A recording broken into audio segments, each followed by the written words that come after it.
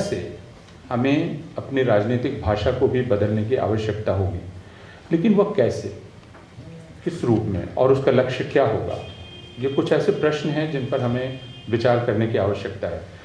क्योंकि अगर छात्र संगठन सिर्फ विशेष हित समूहों के प्रतिनिधि के रूप में काम करने लगे तो फिर व्यापक राजनीति का क्या होने वाला है।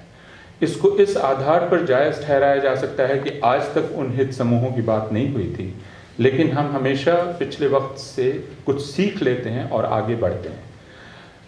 लेकिन अभी जो दिखलाई पड़ रहा है कुछ परिसरों में वह यह कि यह हित समूह की एक प्रकार की प्रतियोगिता परिसरों में चल रही है और उसका लाभ जिन्हें उठाना है वो उसका लाभ उठा सकते हैं। जैसे बाहर की राजनीति में जाति यानी जातिगत हित समूहों के प्रतिनिधित्व के प्रश्न से बहुत अच्छी तरह से और बहुत चालाकी से राष्ट्रवादी राजनीति ने समझौता किया और उसका इस्तेमाल कर लिया। इसलिए सामाजिक न्याय की राजनीति जो सिर्फ और सिर्फ जाति की भाषा में और जाति प्रतिनिधित्व की भाषा में बात कर रही थी, वह राजनीति अब बेबस नजर आ रही है, क्योंकि प्रतिनिधित्व देने के लिए भारतीय जनता पार्टी भी तैयार है और उस प्रतिनिधित्व को लेने में उन हित समूहों को कोई ऐतराज नहीं है। इसलिए जैसे आप प्रगतिशील राजनीति कहते हैं, उस प्रगतिशील राजनीति की कोई बहुत जरूरत नहीं, असल जरूरत प्रतिनिधित्व की है। यह प्रश्न परिसर में कैसे हल होगा मैं बहुत स्पष्ट नहीं हूं इसको लेकर, लेकिन यह एक प्रश्न है जिस पर हम लोगों को बातचीत करने की आवश्यकता है। विश्वविद्यालय जिस तरह बदल रहे हैं उनको हम सब लोग जानते हैं। जो आंकड़े हैं वे ये बतला रहे हैं कि ये पहली बार हुआ है आज़ाद भारत के इतिहास में कि पहुंच का सवाल प्रायः हल कर लिया गया है।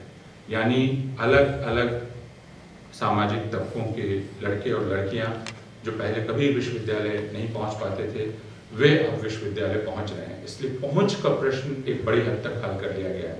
लेकिन ठीक उसी समय हमारे जो सार्वजनिक सहयोग से चलने वाले विश्वविद्यालय थे, वो राज्यों में और केंद्र में, उन विश्वविद्यालयों का ढहना शुरू हो गया है।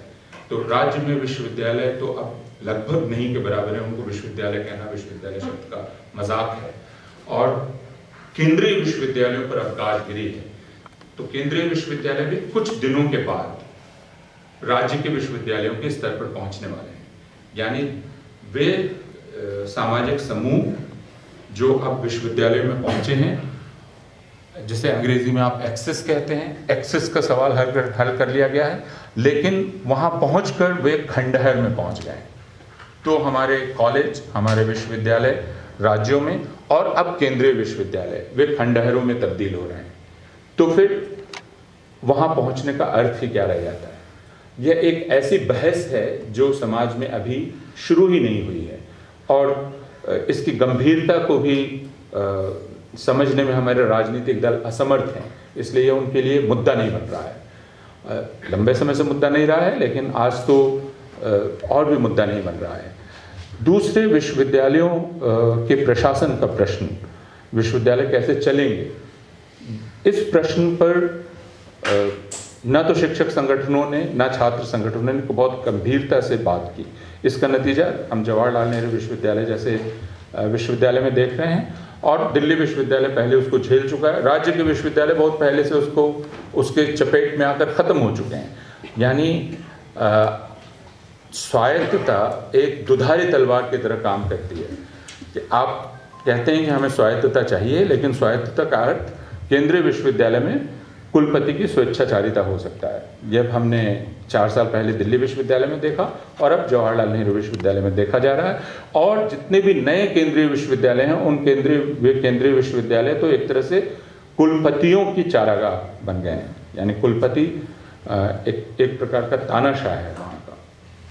तो इसलिए अंदरूनी, जिसे आप गवर्नेंस कहते हैं, उस गवर्नेंस पर हम लोगों ने बहुत कम विचार किया है और अब इसकी ज़रूरत है कि छात्र संगठन भी और शिक्षक संगठन भी इस गवर्नेंस पर विचार करें और देखें कि विश्वविद्यालयों का अंदरूनी ढांचा किस प्रकार का होना चाहिए। सरकार और विश्वविद्यालयों का रिश्ता, इस पर समाज में बहस गायब है, क्योंकि समाज आमतौर पर यह समझता है कि चूंकि सरकार पैसा देती है विश्वविद्यालयों को, इसलिए सरकार का काबू होना चाहिए विश्वविद्यालयों पर। राज्य सरकारें अपनी स्वायत्तता चाहती हैं, लेकिन राज्य सरकारें विश्वविद्यालयों पर पूरी तरह से कब्जा चाहती हैं। तो वे केंद्र से इसलिए झगड़ा करती हैं कि आप हमें ये नहीं बताएंगे कि विश्वविद्यालय कैसे चलेंगे, लेकिन राज्य में वे कभी भी विश्वविद्यालयों को आज़ाद रहने दें, ऐसा हमें दिखलाई नहीं पड़ता है। ये बिहार हो या मध्य प्रदेश हो या तमिलनाडु हो या राजस्थान हो या कहीं भी हो, कोई भी विश्वविद्यालय राज्य की कृपा से आज़ाद नहीं है। उसको राज्य के प्रसाद पर या उसकी खुशी पर निर्भर रहना पड़ता है।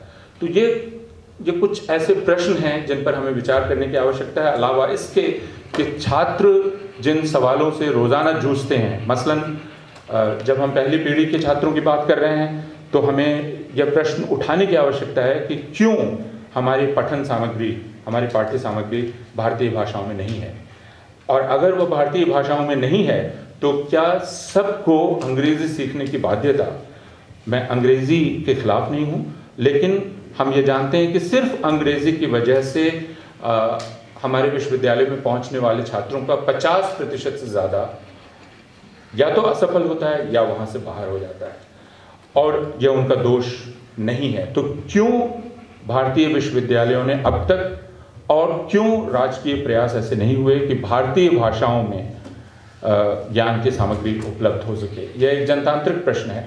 इस प्रश्न को हम लोगों ने न तो ठीक से उठाया है, न इस पर ठीक से बातचीत की गई है। मानो कि जो चीज़ चलती आ रही है वो बहुत ही स्वाभाविक है। इसके अलावा जो प्रश्न हैं, उन प्रश्नों को हम सब लोग जानते हैं, उन पर अलग से बोलने की मुझे कोई आवश्यकता नहीं है। मैं यह कह सकता हूँ कि हम संभवतः एक ऐसे बिंदु पर खड़े होकर ये बातचीत कर रहे हैं जब इस देश में जनतंत्र अपने वास्तविक अर्थ में विलुप्त होने की अवस्था में है, और उसके अर्थ को लेकर एक तरह की लापरवाही भी बढ़ती जा रही है। इसलिए विश्वविद्यालय के भीतर क्या हो रहा है, इसको लेकर समाज की कोई चिंता नहीं है। अगर यह कहा जाता है कि उपस्थिति अनिवार्य होनी चाहिए, तो सबको लगता है कि उपस्थिति ज़रूरी अनिवार्य होनी चाहिए। तो और क्यों छात्र इसको लेकर शोर कर रहे हैं, और मीडिया भी इस चीज़ को कहती है कि उपस्थिति से इनकार करना ये तो एक तरह की अराजकता है जो छात्र जिसकी मांग कर रहे हैं। तो विश्वविद्यालय का अर्थ क्या है, विश्वविद्यालय में छात्रों के होने का अर्थ क्या है, क्यों विश्वविद्यालय छात्रों के लिए बहुत ज़रूरी हैं, और क्यों इसी समय विश्वविद्यालयों से राज्य अपना समर्थन वापस ले रहा है, और क्यों ऐसा दिखलाई पड़ रहा है उन तबकों को जो सुविधा प्राप्त तबके हैं कि उनके लिए मौके मौजूद हैं, यानी निजी विश्वविद्यालय बन सकते हैं भारतवर्ष में, और जो कर्जा ले सकते हैं वे कर्जा लेकर अपने बच्चों को प्रिंसटन या हार्वर्ड या ऑस्ट्रेलिया या कनाडा भेज सकते हैं। और इस वजह से भारतीय विश्वविद्यालयों का क्या हो, इसको लेकर भारत की एलीट को अब कोई परवाह नहीं रह गई है। जैसे कुछ दिन पहले भारत की एलीट को इसको लेकर कोई परवाह नहीं रह गई कि भारत के स्कूलों का क्या हो रहा है, और भारत की स्कूली व्यवस्था पूरी तरह से ख़त्म हो गई। तो इसके पहले कि हम वहाँ पहुँच जाएं, हमें समाज में, मीडिया में और राजनीतिक दायरे में इस बहस को ज़्यादा से ज़्यादा ले जाने की आवश्यकता होगी। मैं फिर माफ़ी मांगता हूँ कि ये दरअसल छात्र संगठनों का सम्मेलन है, और मैं ये नहीं मानता कि छात्र संगठनों को अभिभावकों की ज़रूरत है, उनको सलाह की ज़रूरत है। वे सक्षम हैं कि विश्लेषण कर सकें और देख सकें कि उनका दायित्व क्या है, लेकिन छात्र राजनीति में दिलचस्पी लेने वाले एक व्यक्ति के तौर पर और छात्र राजनीति में शामिल रहने वाले एक व्यक्ति के तौर पर ये या कुछ मेरी राय है जो मैं आपके समक्ष रख रहा हूँ, और मैं मानता हूँ कि इनमें से कुछ है जिन पर विचार किया जा सकता है।